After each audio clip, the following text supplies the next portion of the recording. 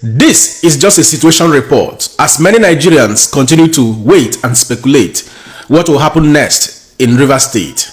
The President of the Federal Republic of Nigeria, Alhaji Bøla Tinubu, has finally went a step further to swear in the sole Admnistrator, Vice Admiral Ibok Ete Ekwe Ibas, the man he single-handedly nominated to be the Oga Patapata of Rivers State, having used his executive power, leveraging under Section 305 of the Constitution, suspending and removing the governor of Rivers State, Suspénding Fubara, and the deputy, Professor Ngozi, of which surprisingly the Senate as well as the House of Reps have not yet okayed or approved Tinubu's pronouncement of state of emergency and removal of Governor Suspénding Fubara and the deputy as demanded by the law.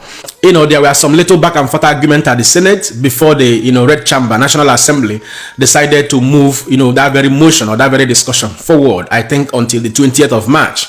While at the House of Representatives, even before their plenary section began over the state of emergency matter, there was a very strong heated argument which is yet to be clear to Nigerians what was going on.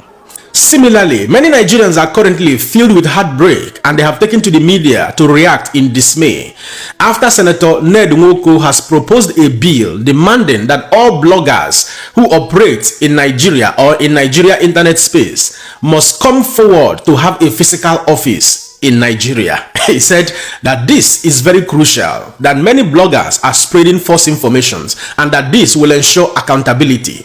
Guess what? The Senate President, Senator Godswill said something really very interesting here, which is worth hearing. Mr. President, this bill, therefore, is not an attack on these platforms. It's a call for equity and fairness. It's a demand for respect and recognition of Nigeria's status as a global leader in digital engagement. In furtherance of our commitment to a structured and accountable digital space, this bill also mandates all bloggers operating in Nigeria to have an office that is verifiable in any of the capital cities across the country. They must keep proper records of the employees and belong to recognized national bodies, which shall have its headquarters in Abuja. We cannot continue to have a situation where individuals operate anonymously, spreading information mostly false without any structure or accountability.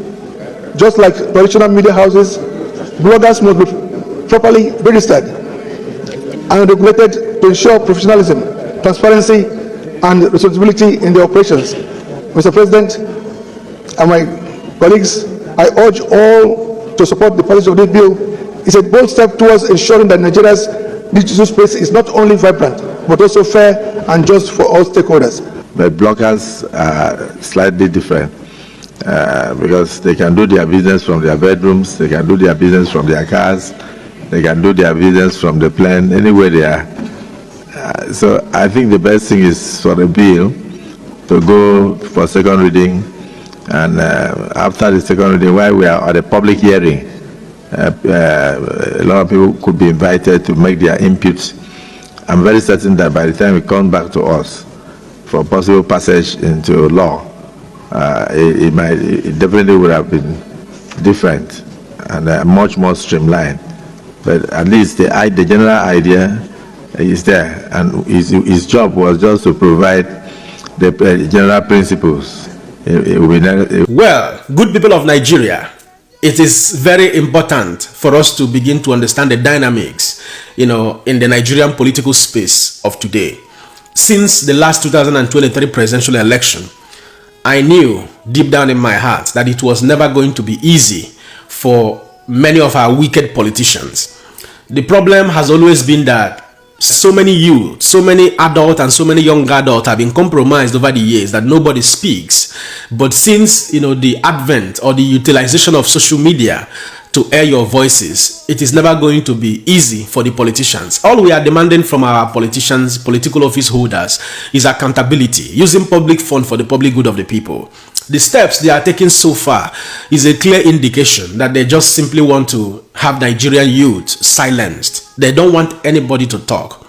Coming back to what is happening in Rivers State, even when experts, many have argued that Bøla Tinubu does not have any constitutional power to remove a sitting governor, that he has the power, the authority, the constitutional bargain to declare state of emergency, but that he does not have power to remove Fubara. And that takes me back to my earlier submission, because everything that is playing now is a playbook that has been written. And I can tell you, if you listen to the Attorney General of Federation, Lateef Fagbemi, and hear what he said about Fubara, you will know that Fubara certainly will never come back to that seat.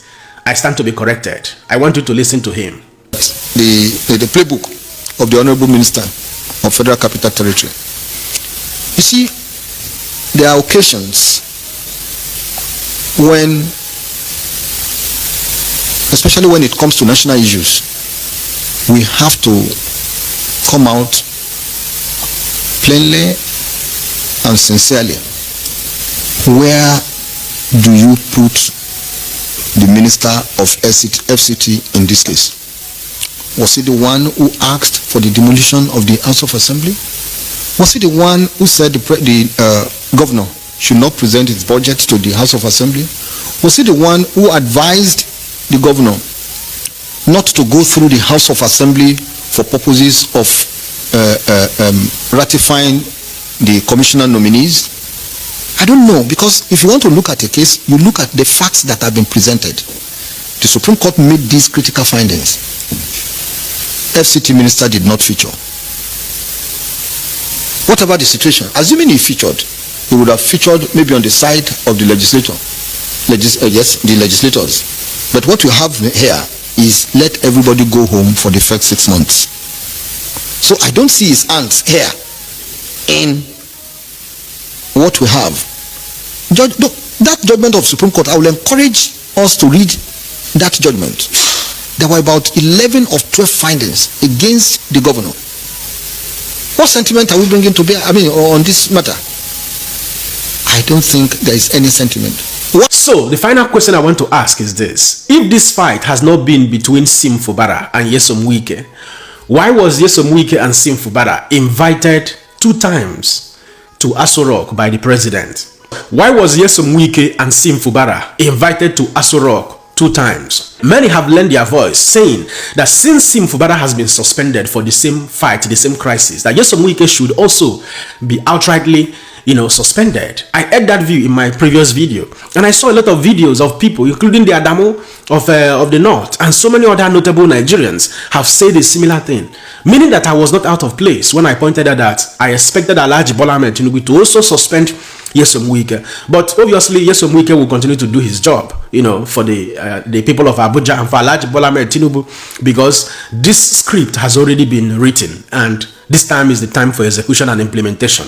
It is quite sad. We cannot do much as a people, as a person. I cannot do much. My own is to enlighten the public, bring vital information to the masses, and keep many Nigerians informed.